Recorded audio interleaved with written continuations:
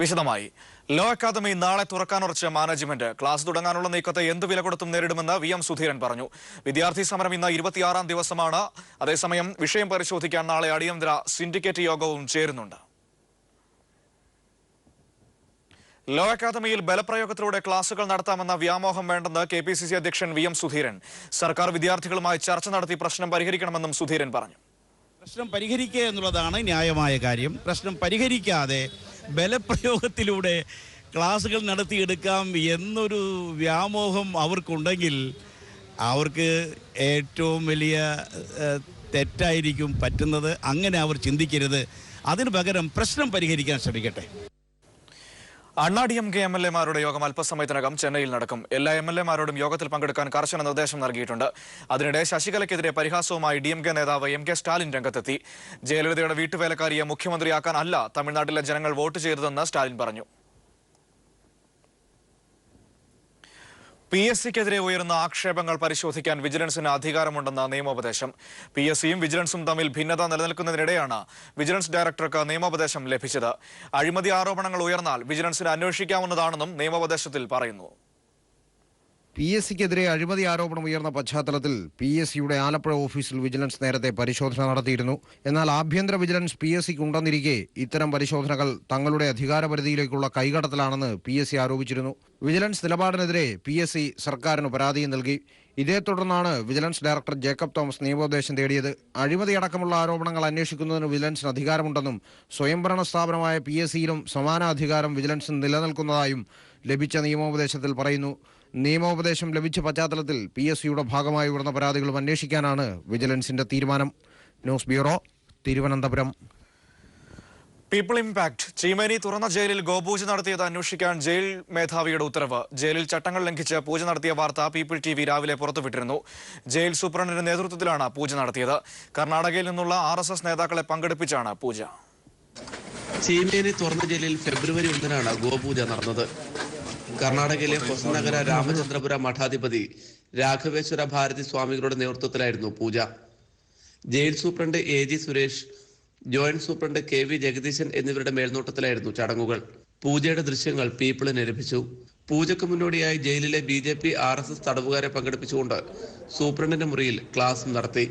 Solar കേസിൽ മുൻ മുഖ്യമന്ത്രി ഉമ്മൻചാണ്ടിക്ക് വേണ്ടി ബിജു രാധാകൃഷ്ണനെ സ്വാധീനിക്കാൻ ശ്രമിച്ച വിവാദത്തിലായ ഉദ്യോഗസ്ഥനാണ് AG Suresh. Joint superintendent KV ജഗദീശൻ നടുവിൽ നടന്ന RSS ആയുധ പരിശീലന ക്യാമ്പിൽ പങ്കെടുത്ത വ്യക്തിയാണ്. ഉന്നത ഉദ്യോഗസ്ഥരുടെ അനുമതിയില്ലാതെ ഈ രണ്ടുപേർ ചേർന്നാണ് പൂജ നടത്തിയത്. പൂജ നടത്താനെത്തിയ മഠാധിപതിയുടെ കൂടെ കർണാടകയിൽ നിന്നുള്ള 25ഓളം RSS പ്രവർത്തകരും ഉണ്ടായിരുന്നു. PV കുട്ടൻ, കോഴിക്കോട്. കൊച്ചിയിൽ നടന്നുവരുന്ന DYFI അഖിലേന്ത്യാ സമ്മേളനം വമ്പിച്ച യുവജന റാലിയോടെ ഇന്ന് സമാപിക്കും. പുതിയ ഭാരവാഹികളെ ഇന്ന് തെരഞ്ഞെടുക്കും. നേതൃത്വത്തിലെ വനിതാ പ്രാതിനിധ്യം വർദ്ധിപ്പിക്കുന്നത് സംബന്ധിച്ച ഭരണഘടനാ ഭേദഗതി സമ്മേളനം ഇന്ന് പരിഗണിക്കും. 10ാമത് അഖിലേന്ത്യാ DYFI സമ്മേളനത്തിന് ആവേശം പകർന്ന വിദേശ പ്രതിനിധികളും ചർച്ചകളിൽ പങ്കാളിയായി. ഓസ്ട്രേലിയ, ഗ്രീസ്, പോർച്ചുഗൽ തുടങ്ങിയ രാജ്യങ്ങളിൽ നിന്നാണ് യുവജന പ്രസ്ഥാനങ്ങളുടെ പ്രതിനിധികൾ എത്തിയത്. കേന്ദ്ര സർക്കാർ വിസ നിഷേധിച്ചതിനാൽ പാകിസ്ഥാൻ അടക്കമുള്ള രാജ്യങ്ങളിൽ നിന്നുള്ളവർക്ക് നേരിട്ട് എത്താനായില്ല. ഇന്ത്യയിലെ ഏറ്റവും വലിയ ഇടതുപക്ഷ യുവജന സംഘടനയുടെ പ്രവർത്തനങ്ങളും ഇന്ത്യൻ രാഷ്ട്രീയ സാമൂഹ്യ സാഹചര്യങ്ങളും നേരിട്ടറിയാൻ ലഭിച്ച അവസരം പ്രയോജനപ്പെടുത്തി നിരവധി വിദേശ പ്രതിനിധികളാണ് സമ്മേളനത്തിനായി എത്തിയത്. Australia, Greece, Bangladesh, Sri Lanka, Portugal, Cuba, ദക്ഷിണാഫ്രിക്ക തുടങ്ങിയ രാജ്യങ്ങളിൽ നിന്നാണ് യുവജന സംഘടനാ നേതാക്കൾ പങ്കാളികളായത്. സമ്മേളന നഗരിയിൽ 3ാം ദിനമാണ് വിദേശ പ്രതിനിധികൾക്കായി സെമിനാറുകളും പ്രത്യേക സെഷനുകളും സംഘടിപ്പിച്ചത്. അന്താരാഷ്ട്ര വിഷയങ്ങൾക്കൊപ്പം രാജ്യത്തിനുള്ളിലെ സാമൂഹിക പ്രശ്നങ്ങളിലും നടത്തിയ ചർച്ചകൾ ശ്രദ്ധേയമായെന്ന് പ്രതിനിധികൾ പറയുന്നു. Yes, I'm here representing the Portuguese communist youth. Almost as important as the speeches is to speak with the people, to know, and I feel that there is a very open spirit and solidarity spirit here in this conference of the DYFI. So it's been very interesting. Pakistan അടക്കം നിരവധി രാജ്യങ്ങളിൽ നിന്നുള്ള പ്രതിനിധികൾക്ക് ക്ഷണം നൽകിയെങ്കിലും കേന്ദ്രം visa നിഷേധിച്ചതിനാൽ പലർക്കും എത്തിച്ചേരാനായില്ല. വിവിധ രാജ്യങ്ങളിലെ യുവജന സംഘടനകൾ സമ്മേളനത്തിന് ആശംസകൾ അറിയിച്ച വീഡിയോ സന്ദേശങ്ങൾ കൈമാറി. Cameraman PP സലീമിനൊപ്പം CG Diljith. അർബുദ രോഗികൾക്ക് സാന്ത്വനവുമായി DYFIയുടെ സാമ്പത്തിക സഹായം. കൊച്ചിയിൽ നടക്കുന്ന അഖിലേന്ത്യാ സമ്മേളനത്തിനെത്തിയ പ്രതിനിധികൾ 1 ലക്ഷത്തിലധികം രൂപയും സ്വർണ്ണാഭരണവുമാണ് ചികിത്സയ്ക്കായി നൽകിയത്. RSS സംഘപരിവാർ ശക്തികളുടെ വർഗീയതയ്ക്കെതിരെ ദളിത് മുസ്ലിം സംഘടനകളും കമ്മ്യൂണിസ്റ്റുകളും ഒന്നിക്കണമെന്ന് രോഹിത് വെമുലയുടെ അമ്മ രാധിക വെമുല സമത്വത്തിനുള്ള പോരാട്ടങ്ങൾ കൂടുതൽ ശക്തിപ്പെടുത്തണമെന്നും അവർ കൊച്ചിയിൽ പറഞ്ഞു. ഡിവൈഎഫ്ഐ സമ്മേളനത്തിന്റെ ഭാഗമായി നടന്ന സെമിനാറിൽ സംസാരിക്കുകയായിരുന്നു അവർ. മകൻ രാജ വെമുലയും സെമിനാറിൽ പങ്കെടുത്തു. കൊല്ലത്തിന്റെ കായൽ സൗന്ദര്യം ആസ്വദിച്ച CPIM general secretary Sitaram Yechury കേരളത്തിന്റെ ടൂറിസത്തിന്റെ സാധ്യതകൾ വിലയിരുത്തുക എന്ന ലക്ഷ്യത്തോടെയായിരുന്നു ടൂറിസം വികസനം സംബന്ധിച്ച പാർലമെന്റ് ഉപസമിതിയുടെ തലവൻ കൂടിയായ സീതാറാം യെച്ചൂരിയുടെ കായൽ സഞ്ചാരം. കാരുണ്യ പ്രവർത്തന മേഖലയിൽ പുതിയ മാനം നൽകി ജോസുകുട്ടി ഫൗണ്ടേഷൻ കുണ്ടറയിൽ പ്രവർത്തനം തുടങ്ങി. CPIM കുണ്ടറ ഏരിയ സെക്രട്ടറി ആയിരുന്ന M. ജോസുകുട്ടിയുടെ സ്മരണാർത്ഥം രൂപീകരിച്ച ഫൗണ്ടേഷന്റെ ഉദ്ഘാടനം മുക്കടയിൽ CPIM general secretary Sitaram Yechury നിർവഹിച്ചു. ജോസുകുട്ടിയുടെ 4.5 പതിറ്റാണ്ട് കാലത്തെ ഐതിഹാസിക ജീവിതത്തിന്റെ ജനകീയ അംഗീകാരമായിരുന്നു ഫൗണ്ടേഷൻ ഉദ്ഘാടന സ്ഥലത്തേക്കുള്ള ജനസാഗരം.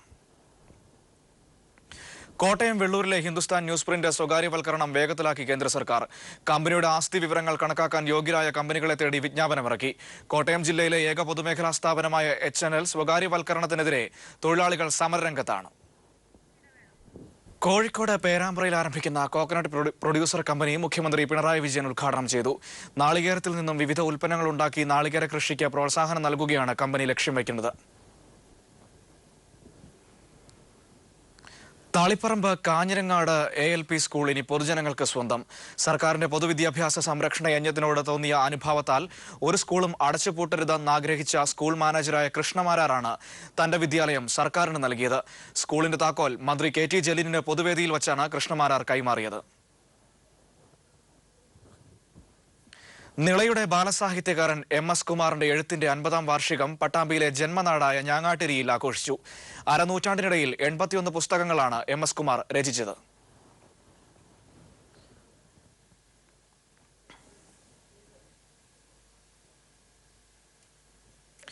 ട്രെയിൻ യാത്രയ്ക്കിടെ ഭക്ഷ്യവിഷബാധയേറ്റ് പട്ടാമ്പിയിലെ വിവിധ ആശുപത്രികളിൽ പ്രവേശിപ്പിക്കപ്പെട്ട കുട്ടികൾ ചികിത്സയിൽ തുടരുന്നു. ഇന്നലെ രാത്രിയാണ് കൊച്ചുവേളി ബിക്കാനീർ എക്സ്പ്രസിൽ യാത്ര ചെയ്ത 16 പേരെ താലൂക്ക് ആശുപത്രിയിലും സ്വകാര്യ ആശുപത്രിയിലുമായി പ്രവേശിപ്പിച്ചത്. കൊച്ചിയിൽ കേരള ഫുട്ബോൾ ട്രെയിനിംഗ് ക്യാമ്പിൽ പങ്കെടുത്ത് മടങ്ങുകയായിരുന്ന കോഴിക്കോട് സ്വദേശികളായ വിദ്യാർത്ഥികളാണ് എല്ലാവരും. എറണാകുളം നോർത്ത് റെയിൽവേ സ്റ്റേഷൻ പ്ലാറ്റ്ഫോമിൽ നിന്ന് ഭക്ഷണം കഴിച്ചിട്ടാണ് ട്രെയിനിൽ കയറിയത്. ഛർദിയും അസ്വസ്ഥതകളും അനുഭവപ്പെട്ടതിനാൽ ട്രെയിൻ പട്ടാമ്പിയിലെത്തിയപ്പോൾ RPF ഉദ്യോഗസ്ഥർ ഇടപെട്ട് ഇവരെ ആശുപത്രിയിൽ പ്രവേശിപ്പിക്കുകയായിരുന്നു. പ്രബുദ്ധ കേരളം MDയെ സംരക്ഷിക്കാൻ കോട്ട പോലെ ഉറച്ചു നിൽക്കുമെന്ന് മുഖ്യമന്ത്രി പിണറായി വിജയൻ. MD മൂല്യങ്ങൾക്ക് വേണ്ടി പോരാടിയ വ്യക്തിയെന്നും യാഥാസ്ഥിതികരിൽ നിന്ന് വാഗ്ഭടാനന്ദൻ നേരിട്ട അതേ എതിർപ്പുകളാണ് MDയും ഇന്ന് നേരിടുന്നതെന്നും പിണറായി പറഞ്ഞു.